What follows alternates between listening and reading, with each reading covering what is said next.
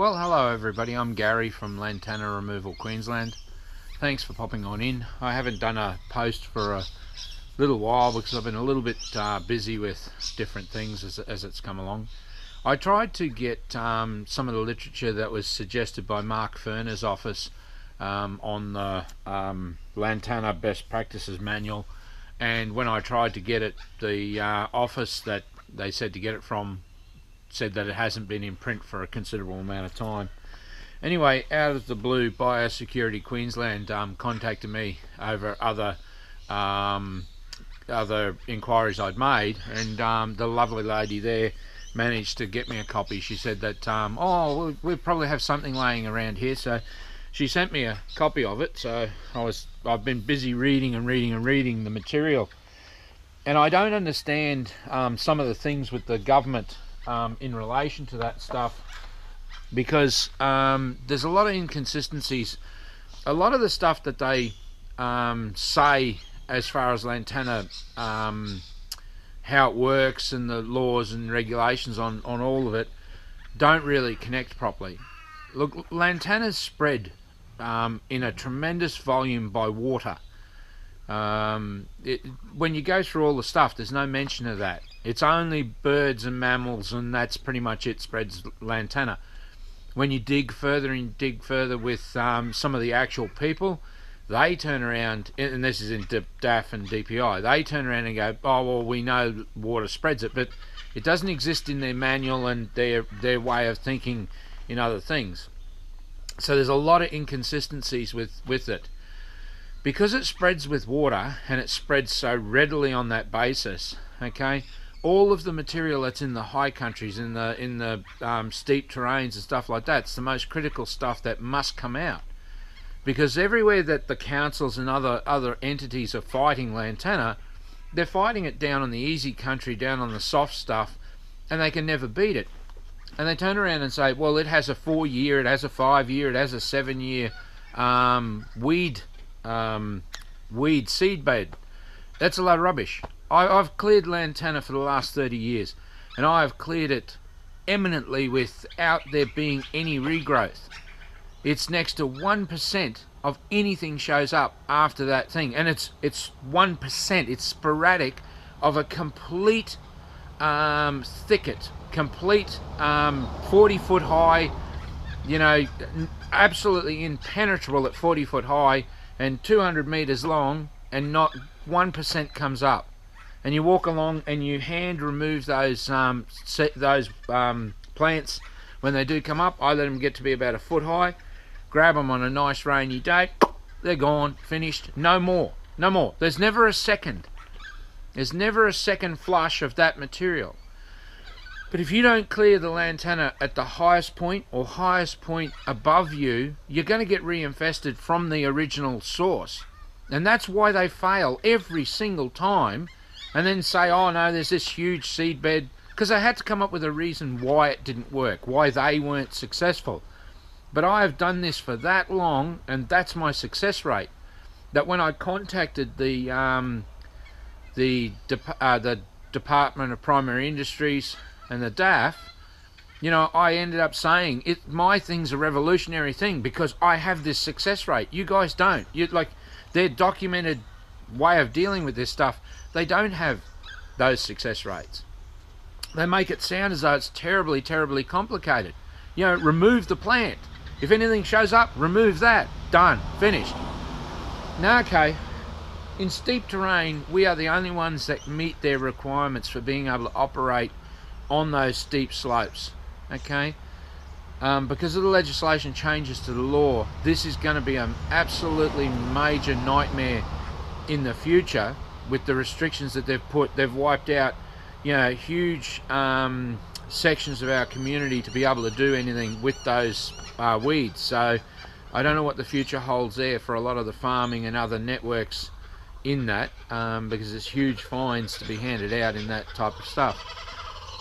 So when we're trying to understand all these things, and this was one of the biggest things I really wanted to understand, is how come we have the councils going through and saying it's a low risk plant, and then they said, well, it's the state government and the DAF and the DPI have come up with that. when you ask the DPI and DAF about that, no, they're not saying it's a low-risk plant. They've said that as far as they're concerned, it's bolted, right? And they can't ever imagine a time when they can get control of it. Yet we have no problems. The government must create a national strategic strike force with this stuff. We must start doing this immediately. Look, we've got about 10 million hectares of this material. Over 5% of our country is infested with this material. That doesn't sound like a big figure when you look at a map of Australia, but go on to Alan Savory's YouTube channel and have a look at the aerial maps of the whole world and the desertification of those countries and of the world. And Australia has a tiny little band down around the very edges of the country. The rest of the country is close to inhospitable. So for us to lose 5% of our country is just a staggering amount of area. You've got no idea. And we have no current mechanism destroying and eradicating lantana. None. There is none. Okay? And in the areas where it must be destroyed, the reasons why I'm so vocal and so upset and loud about these things is that this whole thing has changed because the state government has spent so much of our money on writing papers, writing books. They have something to, you know, defend our assets against lantana, our natural assets against lantana. Forget the real name of it. In that whole thing, they had 20 meetings, and they had 200 people attend.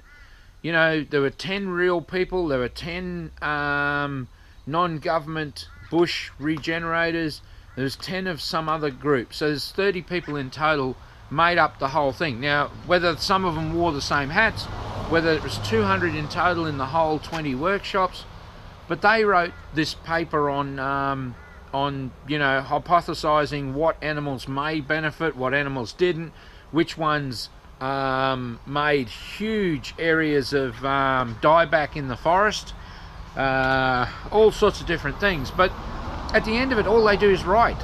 They all write. And the thing is that when you go through the best practice and all those things, the only real things that come up as an option is poison and fire. Okay? When you actually do some research and you look into it through Africa and stuff like that, where they burn huge levels of material, the amount of damaging black carbon that's released into the atmosphere, the damage to the environment, the subsoil life that's decimated, it's an absolutely ridiculous situation, and it's only happening because our governments don't want to put any money into real protection of our assets. They admit that fire damages the ecosystem far worse, but it's a cheap option. And then you get some people say, oh yeah, but hold on, some bird might live in this material. I've spent 30 years in this stuff and it's rare to see anything there. But remember, the work I do is on serious dense lantana. It's not a bush here and a bush there. It is absolute closed workshop areas, you know, from 10 feet tall to, well, I've seen it 60 feet in the trees, you know, to 30 feet, 40 feet, 60 feet deep, okay? And where it's allowed to hang out with cat's claw. Now those people that go, oh gee, you know, I'm so green that nothing can be done because there may be a bird harmed or there may be a single creature harmed. Okay, those people never bother because they follow the government policy on that. Okay, the government doesn't really say to you this bird or this animal. Some might. They're not in there. I can tell you now. The infestations that I deal with, they are not in those infestations. These are complete tangled messes that nothing gets through them. The light doesn't get through them. Nothing gets inside of those infestations. None of those people care a damn about the multi millions of Australian animals that are excluded from those assets. That's some of our best rainforests. That's some of our best forests, woodlands, they're completely and utterly closed out of 10 million hectares of land. And these people want to say to you, well, one bird might live there, or a couple of birds might live there, or this might. Governments are constantly telling us lies about Lantana and the actual interaction with Lantana and our world. We now have a situation where the government has spent such a fortune on these workshops, on different parts of this, on writing books.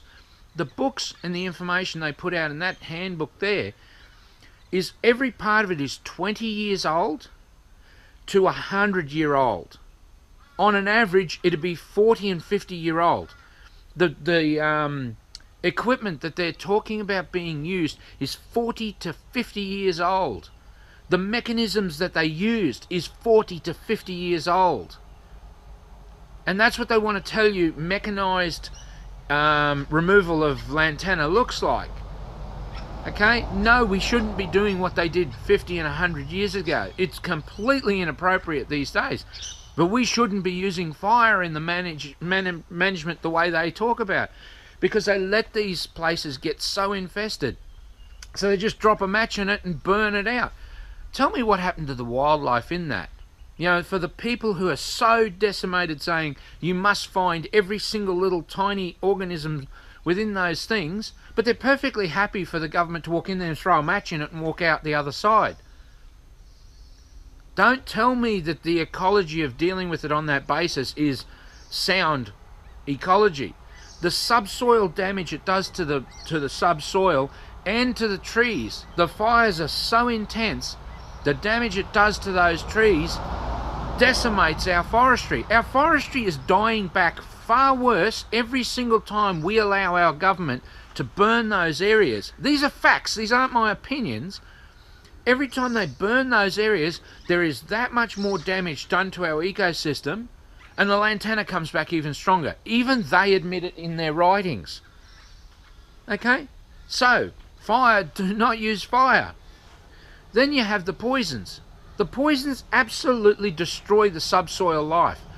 Both fire and poisons, we actually need that subsoil life, that life to be how we regenerate the area, the forestry. When we weaken it both with fire and both with poison, what are we trying to rebuild off?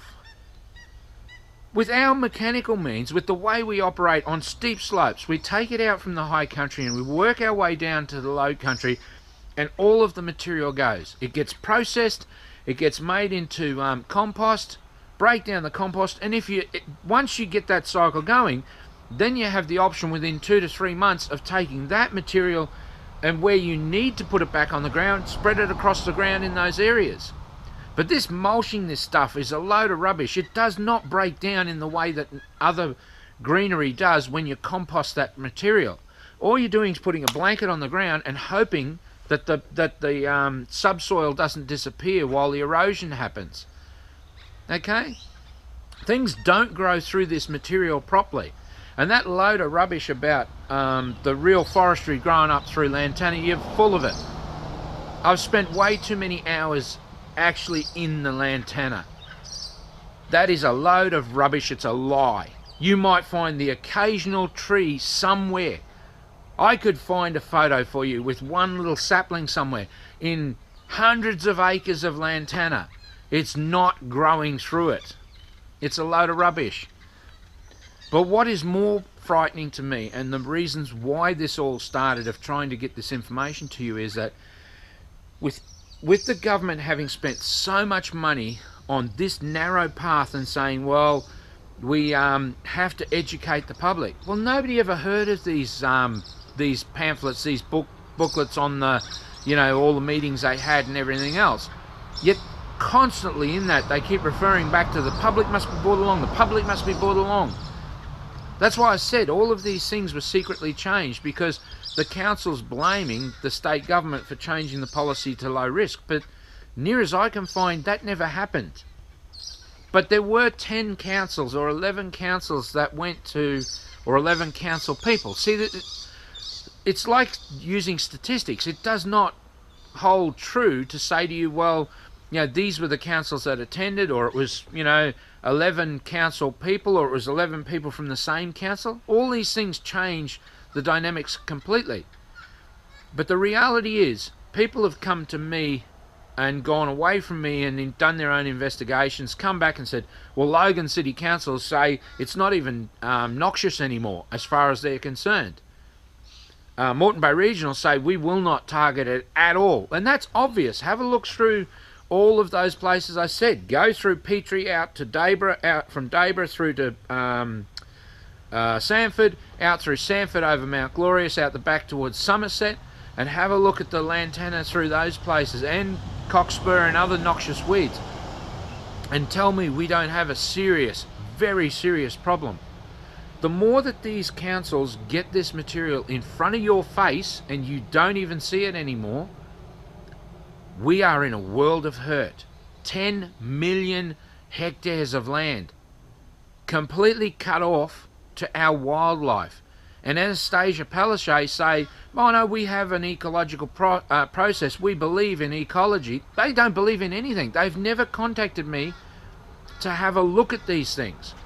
I offered to Malcolm Turnbull, who has never responded, to have a look at these things, Anastasia Palaszczuk, the New South Wales Premier, to come here, and I'll drive them around and I'll show them specifically why this is completely changed, why we are in an absolute completely different world than what we lived in 6 months ago or a few years ago.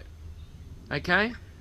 The lid is off this now. These councils are openly saying that they have no policy in Lantana. Brisbane City Council, no policy in Lantana. We will not target Lantana unless we trip over it on our way to something else, and we probably won't damage it then. Okay? We have these infestations right across our state. And the fact is, the councils have written off suburbs completely. They've written off whole sections of the state. But you're not told this by the state government or by the councils. You're not told that. So later on, when you buy a property and there's lantana not on the property, it's somewhere down the street, you're going to have lantana. Because there is no policy in place of destroying the lantana. They constantly use words like, we need management practices. We don't need management. Management gives the wrong impression to people. We need eradication. Lantana was not here. The only reason why they use the term management is because they are clueless. They are clueless how to destroy large areas of lantana. Okay, they have no idea how to do that. But we cannot allow it to keep growing as the cancer it is, because it expands too rapidly. And what has changed even more than that, why I'm so passionate about this, they are leaving lantana sitting in watercourses where it has unlimited access to water. Water is the catalyst. Forget about land. Lantana will grow in a rocky outcrop with next to nothing to deal with as long as it has good water. When it has good water, it will seed at over 100% expansion. 50 to 100% in good weather, good year, right? 50 to 100%. In water, it's 110%. I can show you areas, and the government must come out and have a look at these things. The DPI, the DAF, the politicians must have a look at these things. Either I'm nuts, or I know exactly what I'm talking about with the expansion of this material and where they have left it. That's what's changed. But our land prices, our land values are going to fall like a stone as this grows in domestic and urban areas. Okay, while it was just a farmer's problem, Australia could just go, well, you know, farmers, they'll get by. Farmers are all right. This is such a major issue, and it's growing at such an alarming rate. What happens is, I can say to you, well, I can work 20 to 30 degree slopes, no problems at all, and leave the leaf litter sitting on the hillside, lantana's gone, and then you come along, right, and you revegetate and look after the regeneration process. That's what we need to have happen, and we need to be training people with us, and then remanufacturing those places, those systems and people all across the country. And we need to be doing it at an alarming rate. We must reach the growth level of the mass. This is the stupidity of our government. The absolute stupidity of our state government, of our federal government, and of our councils. They are criminally negligent in Lantana. Criminally negligent in all of these weeds. Lantana's just the tip of the iceberg. They're not successful on any weed at all. But the problem is, for the whole amount of time, they have never met the growth rate of the material. Think about that. The material is continuing to consume our land and our world. It's not going to get better. It's going to get exponentially worse. That's a fact. Now they have the councils doing nothing. All of the councils, all of them, are using the same get out of jail clause and saying, well, as far as they're concerned, it's not important anymore because they can't control it, so we're not. None of them are spending a cent on this. Even if they suddenly said, oh, well, geez, this guy's got really rocking the boat, we better do something so we get something done, okay? It's going to be a drop in the ocean of people who can't do the work anyway. And all they will do is poison our world, poison all of those areas. We couldn't even do this in Vietnam with Agent Orange. There is no chance that you can do what they want to do, so they give up. They don't have an answer to it. I stand here and I say to you, well, the simple mathematics of it is, if you go into an acre of land and you clear all of that lantana from there and there's zero comeback, there's an acre of land with no lantana on it. If that was 100 acres or 1,000 acres or 10,000 acres, does it matter? The principles are identical, but they must be done from the high country down. It's the high country that's infesting those areas. Where this material has access to unlimited water, that's the deadly one. We must create this as a military strategic task force with very strategic and specific engagement rules of how we go about this material. Why these infestations are more important than those ones. Yes, I want the lot. Because this is the thing. The government says it themselves in all of their work that they've ever done, 100 years old, and they're still relying on the same information. And that's why I can do what I can do. They all come out the doorway and they turn right. Every single one of them. And they all keep doing the same thing. And the definition of insanity is keeping on doing the same thing and expecting a different outcome. I always turn left and I decide how I'm going to do it. I address it, work it out, see how it panned out, and then I adjust and I keep going. Right? All of the successes are related to how you remove the material. That's what it's all about. And the scale that we must remove this material on must end up matching the growth rate and expansion rate of this material. Just because these government departments at this point of evolution can't imagine a workforce that is that dedicated and that focused on getting to that magic level where we meet the growth rate of it. They've caused this growth rate that they say is untouchable. They've caused it. So what is the solution to it? There is no solution they have. They've just thrown all of us to the wolves and gone, well, we haven't got a clue. Let's not talk about this. Please share this information. Please share it out there to everybody else. It's the only way that we will ever make any difference to our ecology and turn this tide. It will be people's voices and people power that will turn this and make it change.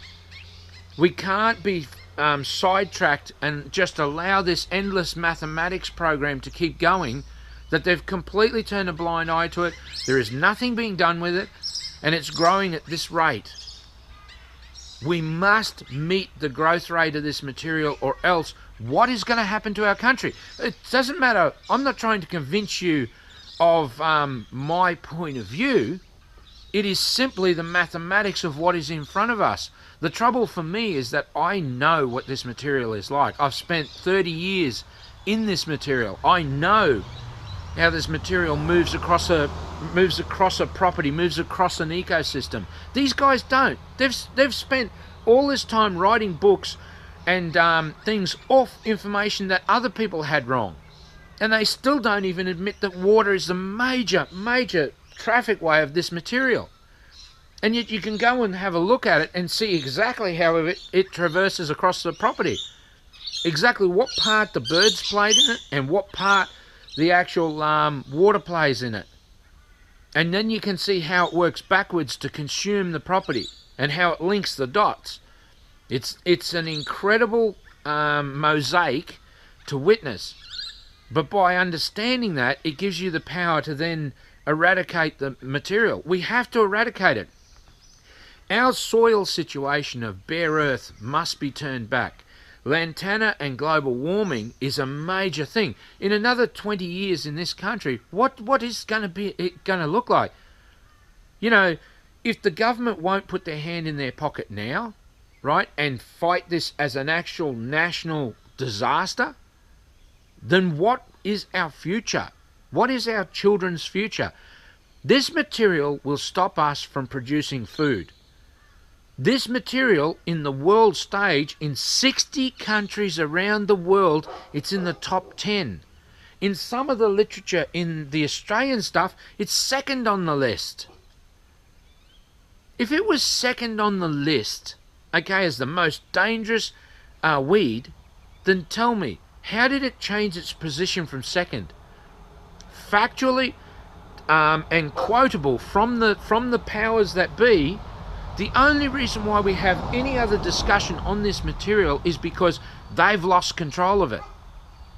So if you throw your hands up in the air on a cancer and go, whoop, well, can't do anything about it, what's going to happen? It's going to consume the host. It's going to consume the country. But it doesn't have to, it will never go to the deserts. It doesn't have to. It'll choke us out in our agricultural environments long before it gets to those places. So sooner or later, business is going to be good, right? I mean, monumentally good, right? Because as time goes on, this is going to get worse. Sooner or later, it's not going to be a place that people can pretend anymore, that they can shove their heads in the sand. I'm not going to go away. I'll keep doing this forever. Until this changes, I'll keep doing it until the actual material gets that bad in front of people's faces that they know their property values are completely collapsed. Don't buy a property with Lantana on it unless you know what that's going to cost you to clean up. You know, I randomly see from $10,000 is nothing, from $10,000 to, you know, $200,000, $500,000 infestations. How can you... I know people that have been trying to buy properties at 300 acres out west around Toogoolawah, which isn't far out west. No, I shouldn't say out west because what it means to Australians is a different concept. Out only around Toogoolawah, and you're talking about 300-acre property and 260 acres of it is Lantana.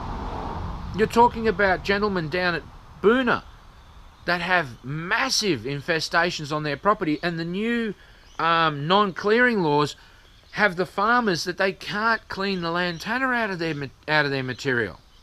And nobody's doing anything about this. These farmers are beside themselves with AgForce and other entities trying to get something done about this, and it's completely a no-go zone.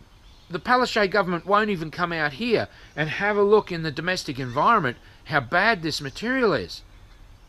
It just lines the creek sites, the catchment areas that SEQ Water have, and no comment, no discussion. They will not get back to you. It's as if it doesn't exist, and yet it is complete Lantana. Nothing gets through it.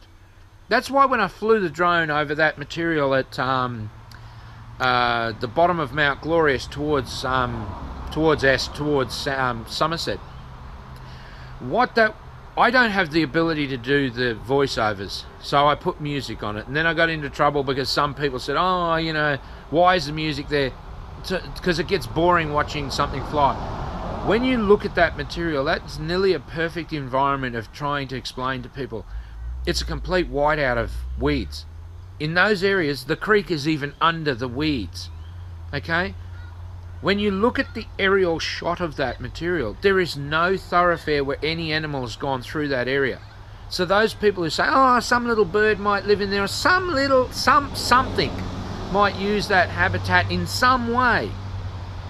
We probably have billions of animals across the country, you know, when you look at the big picture, are completely unable to use those areas that are supposed to be the national parks, the state forests, those areas that have that material up covering it, and it's choking our natural forestation out.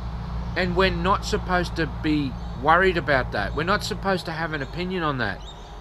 But you have a proper look at that aerial footage of it, and you can see how that material consumes that land. There are that many people who turn around and say, I've driven that road every day for the last 5 years, and that material was next to non-existent there. And it poured out of the national parks there and then just consumed that whole area. And it's some of the healthiest material I have seen. You know, Mr. Turnbull and Anastasia Palaszczuk and the other premiers, they should all be coming here and having a drive along and then have a look at that stuff and tell me there's not a problem. Tell me it's under control. Tell me how they've got this management plan in place. Because they don't. The only thing they have in place that they will use is poisons. This rubbish of there being any sort of physical, personal removal of Lantana is a joke. It's an absolute joke. Doesn't matter what section it comes from, it's a joke. A person or 100 people cannot remove a significant amount of material in a day, in a month, in a week, in whatever you want to pick. They will never they do not even scratch the surface of the level of material we have to be eradicating every single year to get to the point that we are actually at that break-even point, that we're then holding it. We're not even improving it, we're holding it. Yet we can do that. And yet it is so hard to get these people to come out and see what's changed. All the money they wasted on all these meetings and all this rubbish with these books and this talking about it. The time for talk is over. We must meet the actual level of this growth. And we must have it so people understand what they're seeing when they're driving along there. Because this getting used to driving from Dayborough to Sanford and seeing that material in the levels it is horrific. When I drive through there for a job and I look at that stuff, it breaks my heart. This is my country. I love the people in it. I love the animals in it. I love the forestry in it. But we have some hard choices. This is just like surgery. We must remove that material and replace the material. That's the rubbish part of this. We start to get into that argument that they themselves use to say, well, hold on a minute, because we've left that there for 10 years, 20 years, this material down here, 10, 20 years, okay? When we take that material out, there is nothing underneath it. Well, we have the technology. We have no problems about the technology of putting material back there. It's only the fact that they don't want to spend the money on actually doing that. But we have no more choices. This has gone on for that long, and they caused this. So the answer to the questions is, Lantana's a pussycat. It's a piece of cake. It's only the way it is because they screwed up and they did nothing about it. Answer to the question, do not allow it to grow on your property. Fight that property like a war. If you mow and maintain those areas, Lantana will not get a foothold. If you have Lantana show up there, remove it immediately. It's not a big deal. If you leave it till it's a bush as tall as I am, or 20 feet tall, you've got a problem. That's your problem. You allowed it to get to that. But the government wants us to be educated, but they don't want passion like this to say to you, for goodness sake, please don't let this stuff happen to your neighbourhood. Okay? Sanford has it growing down growing down footpaths like you wouldn't believe. Children can't even walk on a footpath. There's no public safety. How does the council get away with that? It's criminal. It's criminally negligent against the country. You know, but this is what they have. They take our money, but they don't put anything back in. I know, I'm absolutely positive, if we cleared those areas, the rest of the people from Sanford would take those areas back over and reforest them, regrow them, turn them back into nature strips where people can walk along them, where we can bring our bushland back and bring our wildlife back. I'm not anti-wildlife, I'm not anti-person with people having their say, okay? Just that I am so upset when I fly the drone over those areas and there is no access to those areas at all. And the gum trees there are already starting to be climbed to be killed. I've seen that much wonderful bushland decimated because no other reason than the government did not have the guts to spend the money on it. They'll give huge amounts of brainwashing money to say, oh, we're going to give you all these tax cuts, we're going to do all this stuff for you. You start putting $50 million on a table and this particular scenario will change. You put $100 million on the table over a 5-year period and this whole thing will change. We will meet those criterias. We will start to get to the point where we will be looking at meeting the growth rate on the material. Once we get to the stage where we have the confidence that we're meeting the growth rate, Lantana can be beaten. It's not that difficult to plant. If enough Australians are educated enough to understand what they're looking at, and they understand how bad it is, they'll take back their bushland. Our greatest asset is our people. It's our greatest asset, and that's what I'm most angry about with the councils. By them saying to you, this is not an important substance, it's low risk, okay? They rob every Australian of the ability to make the choice to protect and fight for their suburb. And I know for a fact there's an enormous amount of Australia would take back those areas. People taking to the streets, turning it into a community event. Us doing the heavy lifting of removing the material so others can then reforest those areas. All of it would change. All of it would change, quite frankly, overnight. And it would unite the country. I've said all this to Malcolm Turnbull. I've said all this to Anastasia Palaszczuk, the New South Wales Premier. This is either a subject that's going to divide our country and it's going to split our country down the middle and become a political bloodbath as people become aware of exactly where we're being pushed. We don't have any steering in this. The government is telling you what they're doing. The councils have let the state and federal government down. The state and federal government has said this whole hinges on the council. State and federal government have actually said to me, the council is the mechanism to actually do this work. That's what they've said. But hold on a minute, has nobody checked up what the council's been doing for the last 15, 20 years?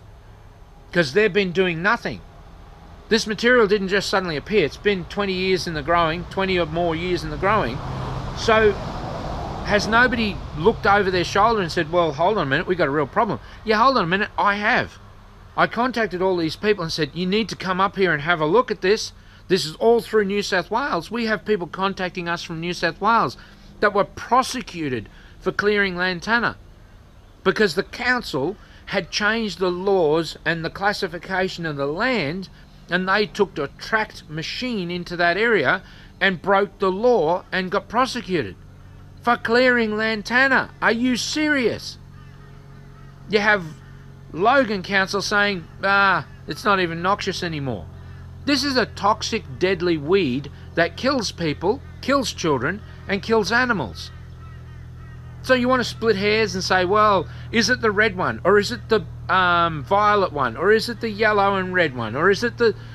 Doesn't matter. This material is toxic, okay? In certain plants, it's deadly. It's poisonous. It's poisonous in every part of the plant. And you have people on YouTube and on Facebook turn around and say, oh, in Indonesia, they drink it as a tea and they eat it. You know, there's what's the name? I forget how it's Children's Hospital Health has a, what's the name there? I've put it on the Facebook thing. And it shows that they have said there's recorded deaths of children and adults with this material from consuming it. They don't say whether it was red, they don't say whether it's purple, pink, brindle or whatever. It has killed people, not just animals. People say use goats. Goats no animal is going to make any more of a significant outcome to Lantana than the belief that a person can make a difference. Doesn't matter if you put 100 people out there, okay? They won't make the difference to the Lantana infestations I'm talking about. Okay? They'll do well with a bush here and a bush there and a bit here and a bit there. Okay? But they will not make any significant outcome to the levels that we need to be removing and processing this material. They'll make fantastic outcomes, especially as passionate and motivated as the volunteers are, okay, in regenerating. We should be going in and absolutely removing the material, leaving a clean slate, clean ecosystem with as little damage as we do, and that's our claim to fame. We do very minuscule. In fact, 50 or 100 people walking into those areas will do far more damage than I do, right? Far more. In fact, more than 10 people would do more damage than I do. So we remove the material, then we allow those people, the volunteers, to pick up that and turn it back into the Eden it needs to be. The money should not be a question about that. The government has the moral obligation to rectify that. It's a national interest. We must have no bare soil. Bare soil's where everything happens. It's a load of garbage to say we clean that material out and our fear is that a worse weed will take its place. Well, then you're not doing your damn job properly. Do I have confidence in you to do your job properly? Probably not, because that's what we've got now. But we are the ones that make that choice. Okay? We must make the government aware that this is a very serious issue. And to do that, you must share it. You must discuss it. You must like the page. Or I shouldn't say must, because I'm telling you how it has to be. But God knows this is such a massive problem and such a terrible problem. And it will come to our farmers far worse. We are starting to see it here in rural and urban areas. What is coming to the farmers is going to be insane. Poisons don't work, not only because of what they do to the ecology subsoil and every other plant they come in contact with, but if they're not sprayed at exactly the right times and the windows are small, they will not kill the plant. The plant becomes hardened to it and resistant to it, just like taking antibiotics. This is the insanity, but the government pushes that because they make money off the chemicals. It's a completely false sense of values. We throw a match in it because it's simple and it's easy and we walk out the door. And who gives a damn about all the animals that couldn't get out of the area? It's insanity, but those are the only tools they know. I go in there. I specifically only take the plants. I only take the specific plants that need to go. I don't take trees down. I go to extraordinary lengths to go round and around things and around things with saplings. I don't slow things down so I'm not productive. That's my point. I must be productive to answer to the government. But I can do amazing things and leave the ecology almost untouched. That's my number one ethos. Not because they need it or want it, but because it's what's right. So look, please like our videos. Please share our videos. Please share the information. Please discuss the information. I care about those other small animals that people do say from time to time there are in there. But at the end of the day, we have this problem is being held back by governments giving misinformation willfully because they don't want to spend the money on this problem. But this problem is, as I've laid it out to you, it has already been growing exponentially. The access to water is the key to the changes of these things. Where these plants are being allowed to live and take residence now is getting worse every single day this goes on. The more they get into that area that they cannot be reached, or it's even worse than those heights. People, oh well, we start flying helicopters in there. We start flying in there with real poisons that is Agent Orange level stuff. And we defoliate the whole area. And we start again. That's them, not me. But we should have never let the plant get there in the first place. If we had nailed it when it was down, easier for us to get to, we would have stopped that from happening. That's why we must act. The financial catastrophe that's happening to our country is just starting.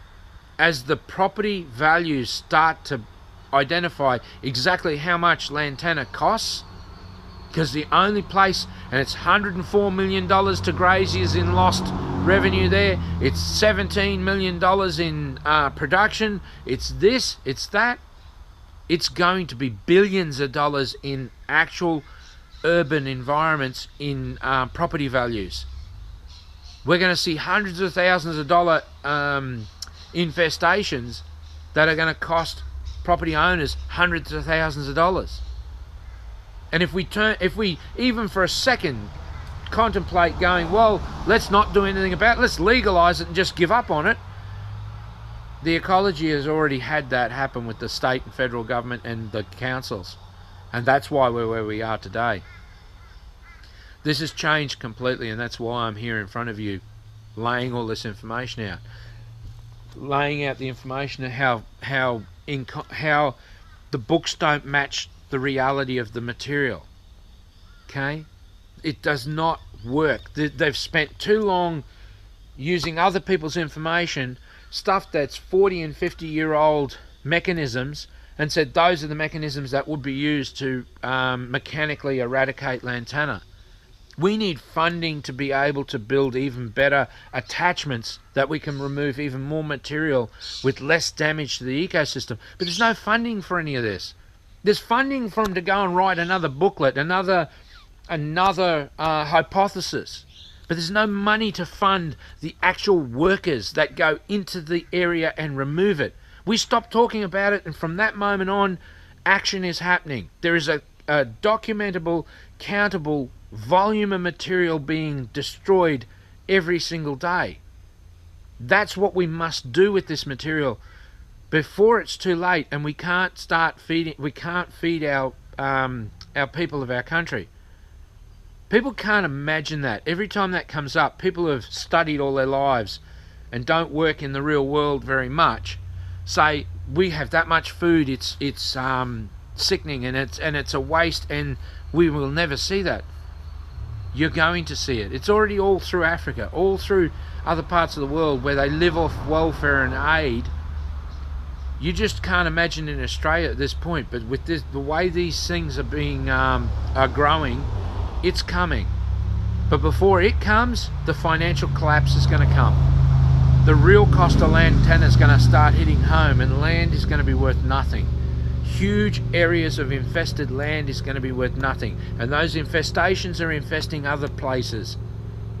It cannot change until we take action to change it. Thank you very much for stopping by. Please share our videos, please like our videos, please like our page, please help out with your comments, please talk amongst everybody, please ask the questions of the council, ask the questions of Biosecurity Queensland or Biosecurity Australia, ask the questions of the state and federal government. Until you start asking the questions, that's when that becomes frightening. Ask Malcolm Turnbull. He's a mate of mine. I write to him all the time. Don't let that put you off. Write to him. But write, because they can fob you off with other things. If you write to these people and ask them the questions, okay? The councils tell you they've got this amazing workforce, but hold on, see statement number 1. We don't actually do that work. See, that's the thing. Nobody holds them accountable and says, but hold on a minute, you said that you don't do that work anyway. Yeah, well, we're not going to use you, Gary, because we already have a workforce that if we wanted to do it, but the corruption system that works in the contracts under between $30,000 and $50,000, where you just pay a little bit to the boys on the ground and they'll keep getting you back. So the people that actually do a job, do actually work, can never get access into that system. That's the truth of the council. That corrupt system's countrywide. So how do we ever take on Lantana? The people that actually are supposed to do the work, according to the state government, don't even like doing that work. They won't do that work. There's no council worker will get out there and remove Lantana. There's no way in the wide world. It's been proven. They're what's the name? The Weeds Council of Australia, the Weeds, what's the name? The WANs, the Weeds of National Significance. Their failures are right in front of us. This is what we have now. We can't keep going down this path and saying we can't upset people because we say this is what it looks like. their actual practices in front of us. And when they were asked the questions, we got the answers to what is actually happening. Nothing's happening. Thank you very much for popping in. I'll catch you later. Bye-bye.